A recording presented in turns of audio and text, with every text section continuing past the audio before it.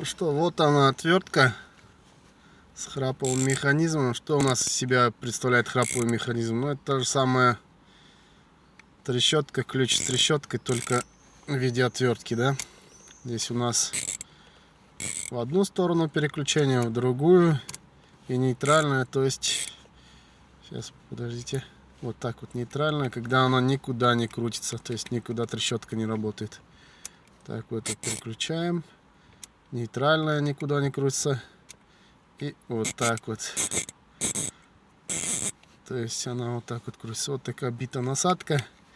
Не на магните, ни на чем. Я не знаю, магнит здесь есть или нет. А особенность то, что здесь она не вылетает, потому что здесь стоит вот такая вот защелка. Отжимаем и вытаскиваем. По весу нормально. Для такой отвертки, конечно, с механизмом. Достаточно удобно. Так, а здесь у нас сами деления, куда вставляются, отделы, куда вставляется битой.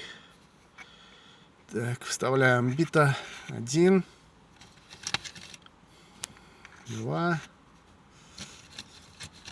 Сколько у нас тут их всего? Это у нас здесь получается торакс, насадки, крестовые, квадраты есть. Вот так они вставляются. И одно место для вот этой, которая сейчас находится здесь. Вот так вставляем. Вот такая отверточка классная. Ну, естественно, с битами она уже стала увесистей, но она универсальна.